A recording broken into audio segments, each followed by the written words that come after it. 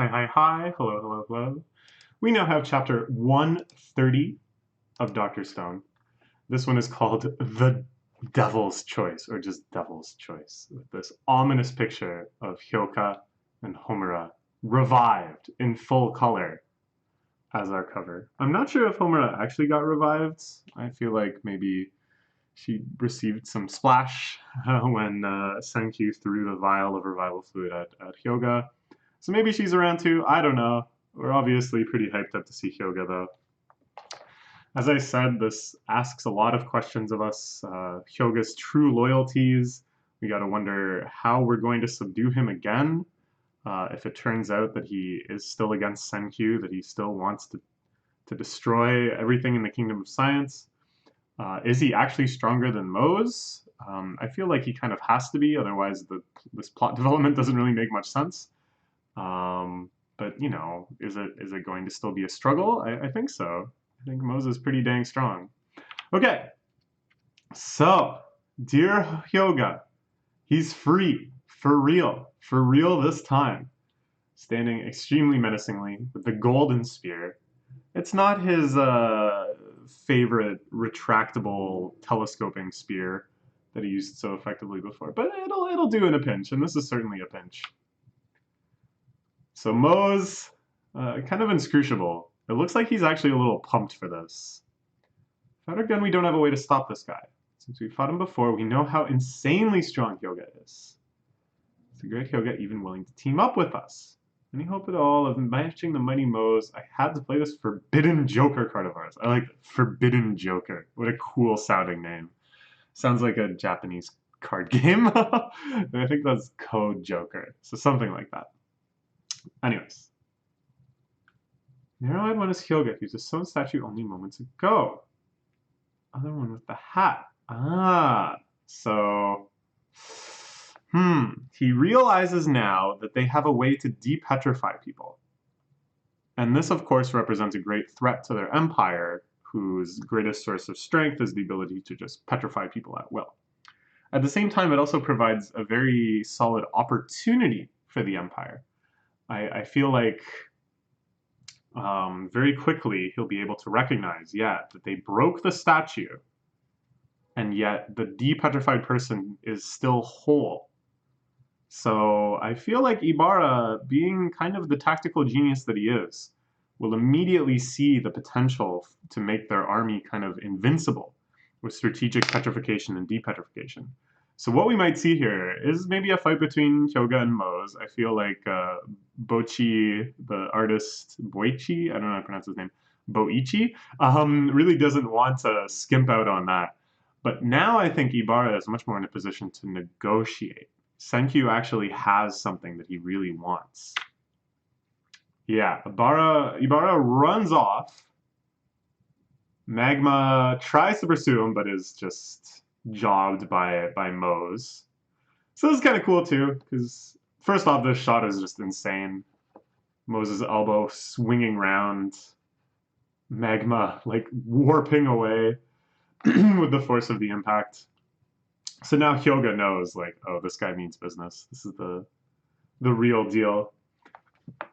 Anyways, yeah, so Ibara, I think, strategically retreating, knowing the potential, or starting to grasp the potential of whatever this depetrification method is. That one swing was telling. He's a one-man army with inhuman strength. So Hyoga, of course, knows already. Colony's the reason you revived me. I'm figuring that out, but I'm your enemy. Sure are, but that's just how it is. Meaning... So what else can Hyoga infer? This is a chapter where all of our villains show off their super strength, which is beyond just their strength, their intelligence. That they can pick up on the nuances of the situation so quickly. None of them have the level of cheat code intelligence of Senkyu, though. Meaning I can join you, Senkyu, and take over the Kingdom of Science, or join Mose and his people and destroy the Kingdom of Science. The power to decide rests squarely in my hands. And of course, there's no cooperate. There's no option here of get along with Senkyu, help us achieve mutually beneficial ends, and then democratically determine the hierarchy of power in the new kingdom of science. No, no, no, no, no. It's either take over or destroy. Uh, hmm. How are they going to deal with this afterwards? I really don't know. I just love this, though. I was talking about it before. It has this nice One Piece appeal, where just as the arc is ending, just when things are seeming like they're kind of hitting the climax and you can see how it's going to wind down afterwards, that imagined wind down period is completely supplanted with another threat, an even greater threat, perhaps. These sorcerers can revive smashed statues. It's troubling. What if they revive the old master? Right. He has far too many pieces missing. This is a very, very rare instance of the narration kind of supplying a detail like that. This is a narration style I'm much more accustomed to in Fukumoto works. You know, Kaiji was right on the money. Things like that. By the way, anybody who's reading Dr. Stone, you do yourself a service by checking out Fukumoto works. A lot of the same, you know, Kaiji, Akagi if you like Mahjong, Gambling Emperor Zero is a good one if you want something a little more shonen-y in its spirit. Same kind of mind games, same kind of deep psychological warfare, trying to read on 3 or 4 levels the tactics of the enemy. Fantastic stuff. Anyways, at any rate, he runs back to the master's statue. Smash pieces I left behind pose a threat. So he... Before I was like, why didn't he just throw them into the forest? And now he's thinking, why didn't I just throw them into the forest? So that's pretty good. And they've done it. They've revived him. Sorry I left you alone for 20 years, but now I'll bring you to meet all the islanders. How nice. Ooh, my gosh. Okay, so... I love this. This has happened a few times where they're in this real dire situation. And it's like a very physical, scary strength type situation. Who is stronger is the only question that seems relevant.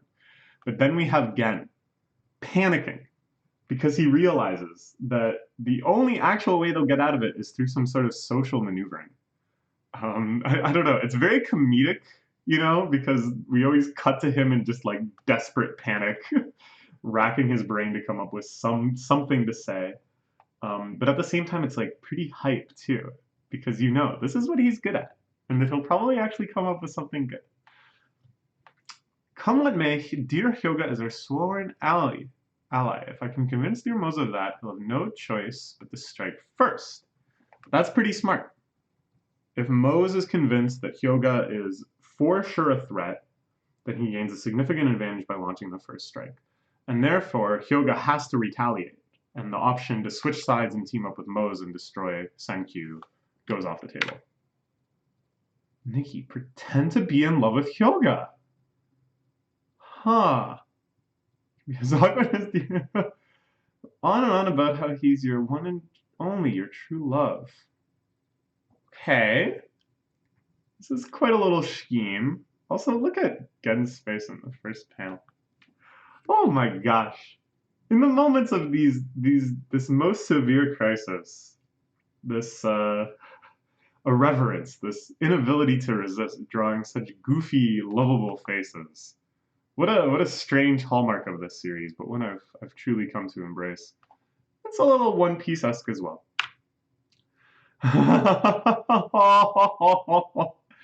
She can barely handle it. Uh-oh. So Hyoga overhears. He knows exactly Gen's deal. He's known Gen for longer than any of them, actually. He's known Gen since before Gen defected. So, of course, he knows exactly what Gen is up to. You know, I value your silver tongue. You have your job and you've done it well. It goes for you too, Nikki. Faced with an unbearable task, you're still ready to act. So I think Hyoga is now like, he's still thinking about the takeover plan primarily. He's kind of weighing the value of all these people. It would be pretty interesting if he does dominate the Kingdom of Science with force, and instead of kind of dealing with it at the climax of this arc, they're just kind of like, all right, well, can we convince you that the smart thing to do is to continue the adventure we were already on? Go find Y-Man, go find the secrets of petrification, go find the origins of the original mass petrification incident, and Hyoga might be like, right, let's do it. And then we just kind of move on with like Hyoga in charge for a bit until some other scheme happens. I don't know. His assessment of these people, quite accurate, quite insightful. Yes, you all did well, but all of you standing behind me, if I team up with Mose, you're bound to die. Saving all of humanity. Thank you, if not for that grand, short-sighted cause of yours. I opt for the culling. Yes, that's right. This was always his attitude.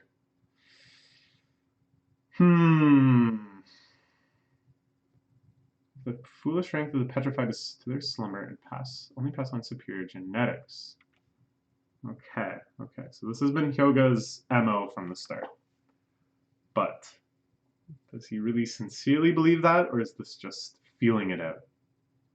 And Suiryu, I think, is probably pretty lost here, because he didn't come along until after the revival fluid cave had been retaken, and the Cave of Miracles, and Tsukasa's empire had been defeated. So he has no idea what's up with Hyoga. He's not sure, he wouldn't know that this is Hyoga stated in intent beforehand.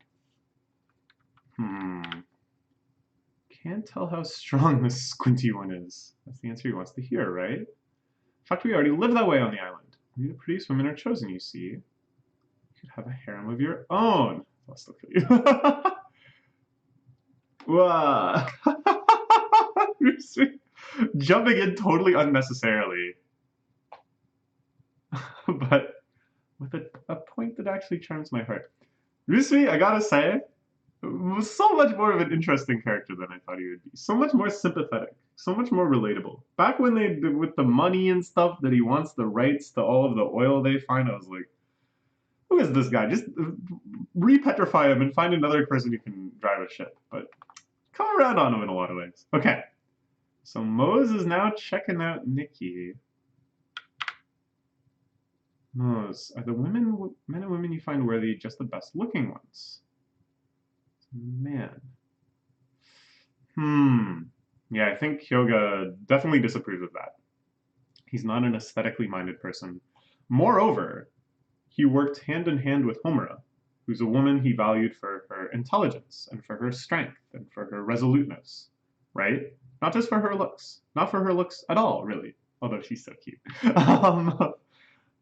Hyoga, I think, is appalled by this idea that there should be such a distinction between men and women. Something we should give him credit for, even though he's sort of a murderous eugenicist sociopath. We'll give him a little bit of credit for his gender equality here. So, it looks like he's on Team Senkyu, at least for the time being. Alright, just as Ibara was planning on departing, heading back to the island, stopping the statue retrieval team, Kirisame, armed with, presumably, the real petrification weapon, is rowed over at super fast speeds. This was the boat they saw last chapter that they're like, oh, this one's coming towards us, right? After they had scared away the better part of the islanders' army. Envelop the entire island. Okay. Now, this was the plan at the start, and this is why they evacuated all the villagers. But now a lot of the villagers have actually gone back to the island. So I wonder if Kirisame is going to be like, hey, no. Like, I wonder if Kirisame, who believes she's still serving the original master, and I think believes somehow, on some level, that Ibara's orders are for the good of the island. I think she has that kind of moral conviction to her. So, I think Ibara is planning on doing that because he thinks he can figure out how to de-petrify them. That he'll raid the Kingdom of Science, torture Senkyu if necessary, find out the secret of the revival fluid. Then right after that... Oh! Wait a minute. So we don't get to see his plan. Because we cut to Hyoga attacking Senkyu? That doesn't seem right. There's going to be yet another twist. Senkyu left. Oh! He did it to block Moses' attack. And now the fight begins. Spear versus spear. Two incredibly strong people. Senkyu in one of his more athletic maneuvers, one of his more fighting-related maneuvers. I wonder, I gotta look for like, I'm so curious about this now. Of all the shonen series that have battle scenes, they don't necessarily have to be battle shonen. Like I wouldn't call this a battle shonen. But battle shonen and other shonen series that have battling as some plot element. Okay, you take all the battles. What percentage of those battles does the MC, the main character of the series, indisputably the main character, how many do they participate in? I feel like Dr. Stone must have one of the lowest ratios of all of that. Normally Senkyu is like watching or desperately like throwing things and then running away. And I mean, I'm not trying to make fun of him. He's smart about it. This is pretty nuts that he actually has this dodge here, putting all of his faith in Hyoga. All right, fight begins. The statue retrieval team hauling off the original master, trying to get it down to the boat in time. Oh, this is a spread. I see. Yeah. Senkyu's like, okay, we're getting out of here now. And what is Mose realizing? That he's outmatched? The truth is, they've done well. They're my allies after all. And a decisive blow landed on Mose. I don't know if that means the fight is over. I kind of want to see more of the fight. But when you end a chapter with like a decisive blow in a fight, it's not quite kosher for the next chapter to be like, and the fight continues. But you know, you can do that when it's hype, and this is pretty hype. So we'll find out soon enough what will happen. But we're caught up for now. Hooray, hooray! So please join me then for the we're approaching the exciting climax. Now the thing is, what is Hyoga gonna do after this? I genuinely don't know. This is the first time he's shown his face, so I feel like he's just gonna be kind of a normal ally going forward.